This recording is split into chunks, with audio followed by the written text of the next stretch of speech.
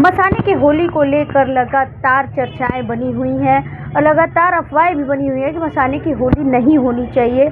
कई लोग विरोध कर रहे हैं। इसमें विरोध में नाम आया है सामने अजय शर्मा का, जो लगातार गुलशन कपूर का विरोध कर रहे हैं। गुलशन कपूर हमारे साथ बने हुए हैं, हम इनसे बात करेंगे कि ये जो विरोध हो रहा है वो किस तरह का हो रहा है, किस तरह का गुरुजी किस तरह का विरोध किया जा रहा। रंग भरी एकादशी से लेके जो मसाने की होली होती है उसमें ये विरोध जो चल रहा है, क्या कहेंगे? देखिए, इस तरह का कोई विरोध नहीं है। गिने चुने 3, 4, 5 लोग हैं जो कि काशी को अपनी जागीर मानते हैं। वो चाहते हैं कि बनारस में जो कुछ भी हो उनकी इच्छा से हो, अन्यथा ना हो। वो ऐसे महान आत्माएं हैं। ऐसी महान आत्माओं की तृप्ति के लिए चिता भस्म की होली होती है काशी में, रंग भरी एकादशी के दूसरे दिन। आप पे आरोप लगाए जा रहे हैं कि आप पैसा वसूली करते हैं, महाश्मशान की होली के नाम पे मार्केट से चंदा उठाते हैं लाखों का, वो व्यापार कर रहे हैं आप। क्या ये कितना हद तक सही है? देखिए, ये स्वतंत्र भारत है, किसी को भी बोलने का अधिकार है। इसीलिए मैं पहले बता चुका हूँ कि एक विक्षिप्त आदमी कोई सूरज पे थूकेगा तो वो थूक तो उसी के मुंह पे पड़ेगी। तो स्वतंत्र भारत है, आप स्वतंत्र पत्रकार हैं। पूरे शहर में आप घूम लीजिए, हमें 2 आदमी ले आइएगा कि बताइएगा मैंने कोई चंदा गुलशन कपूर को या चिता भस्म की होली में मैंने दिया है, तो वो उनका आप वीडियो बना के या उनका नाम या उनको लेके मेरे पास आ जाइए या मुझे फ़ोन करके आप पे इतना बड़ा आरोप लग रहा है, आप अपने बचाव में क्या कुछ करने वाले हैं, क्या जानने वाले हैं? बचाव करना ही नहीं है। हम लोग तो शिव के सेवक हैं। हम बाबा महाश्मशाननाथ मंदिर के व्यवस्थापक हैं। बाबा की मध्याह्न आरती करके चिता भस्म होली के दिन, रंग भरी एकादशी के दूसरे दिन बाबा को जो भक्त आते हैं वो भस्म अर्पण करते हैं, ये व्यवस्था करके दे देते हैं। बाकी बाबा जाने, उनके भक्त जाने। और जो आरोप प्रत्यारोप रहे तो जो सच्चा शिव भक्त या शिव सेवक होता है तो उसको किसी प्रकार का अपमान का भय नहीं होता और मान की चिंता नहीं होती। तो वो आरोप और प्रत्यारोप जो लगा लें, 2 साल पहले उनको बाबा ने एक संकेत के माध्यम से उनको समझाने का प्रयास किया था, वो नहीं समझ रहे हैं तो वो अपना जाने। मुझे कोई अपनी सफाई में कोई बात नहीं कहनी है। स्वतंत्र भारत है।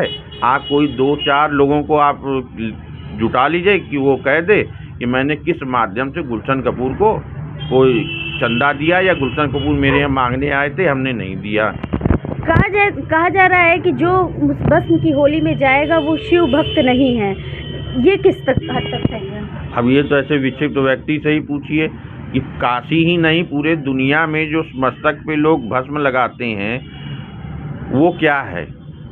आज हर गली मोहल्ले में होलिका दहन होता है, वो क्या होता है, उसका अर्थ क्या है?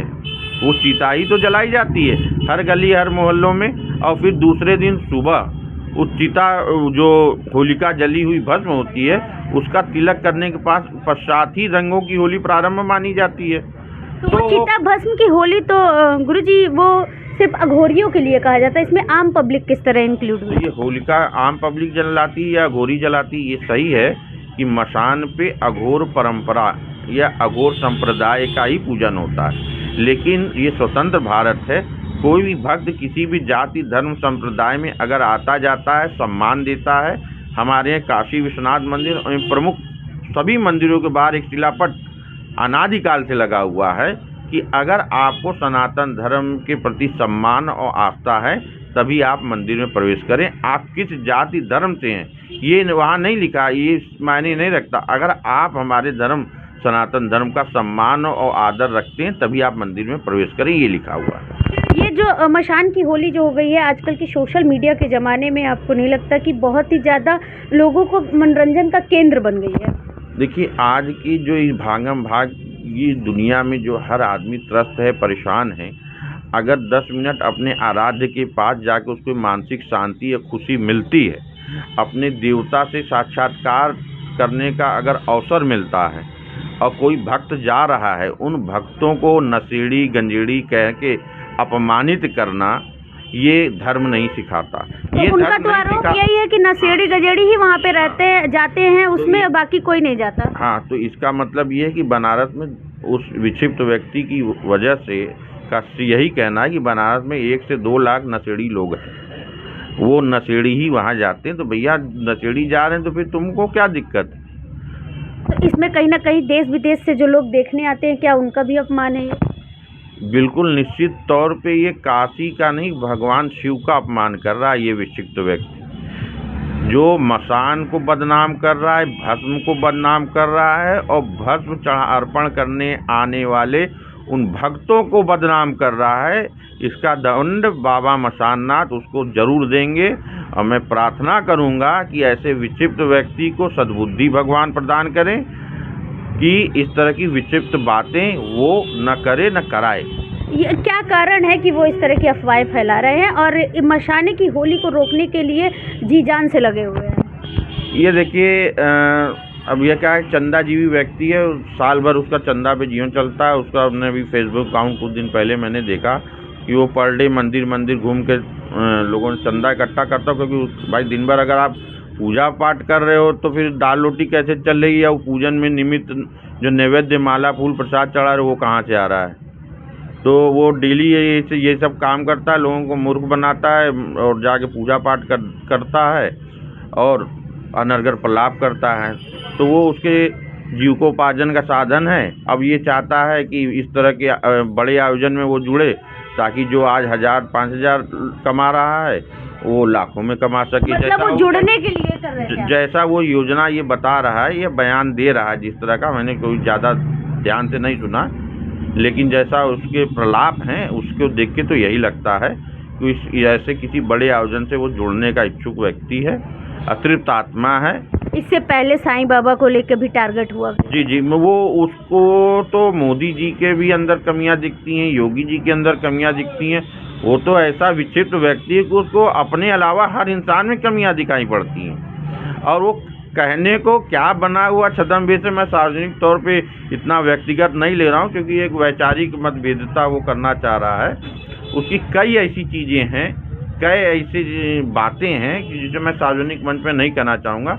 लेकिन अगर उसने इस तरह से मिथ्या आरोप अगर किसी पर लगा रहा है तो मैंने अभी कुछ चीज़ें उसकी एकत्रित हुई हैं मेरे पास, लोगों से कैसे पैसा मांगा है व्हाट्सएप पे के माध्यम से अपनी बीमारी का हवाला देके या पूजा पाठ धर्म के नाम पे, ये सारी चीज़ें रिकॉर्ड मेरे पास धीरे धीरे आ रही हैं।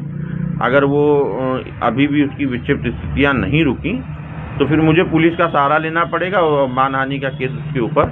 आपका कोई पुराना केस वो दिखा रहे हैं लोगों को, हर मीडिया वालों को वो दिखा रहे हैं, क्या है वो? मैं मीडिया के उन सभी बंधुओं से कहूँगा कि उसकी आप लोग कॉपी ले लीजिए। इस तरह की कोई नोटिस कभी मुझे जारी हुई हो तो उसकी कॉपी आप लेकर उसको सार्वजनिक कर दीजिए। यहाँ पे एक अधिकारी थे, मैं ना नाम लूँगा ना पदनाम लूँगा, उनके भ्रष्टाचार की शिकायत मैंने विथ एविडेंस लोकायुक्त कार्यालय उत्तर प्रदेश लखनऊ को किया हुआ है, जो मामला अभी विचाराधीन है। तो न्यायालय के विचाराधीन मामले को मैं सार्वजनिक नहीं बता। वो सार्वजनिक कर रहे हैं तो कहीं ना कहीं दंड के अपराध है? जी, मैं उसकी भी अगर वीडियो फुटेज मेरे को हाथ लगती है तो मैं उसकी वीडियो फुटेज भी मैं माननीय लोकायुक्त जी के यहाँ जमा कराऊंगा कि ये व्यक्ति को कागज पेपर जो मिले हैं जहाँ से भी इसने उपलब्ध लिया हो और इसको इसने सार्वजनिक किया है, इसके लिए दंड का प्राविधान है और दंड इसको दिया जाए। तो क्या लगता है ये शमशान की होली बंद हो पाएगी, मतलब आम पब्लिक के लिए? देखिए, वहाँ ना ही किसी को आमंत्रित किया जाता है, ना ही किसी को रोका जा सकता है।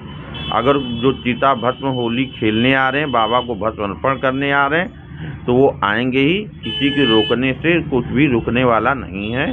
और ये 2 दिन में कुकुर मुत्ते के जैसे पैदा हुए लोग, इस तरह के हिंदूवादी चेहरा ओढ़ के औरंगजेबियों की औलाद हैं ये सब। औरंगजेबी की औलाद? वही क्या कहेंगे, पूरा नाम भी तो लेने में पाप लगता है ऐसे लोगों का।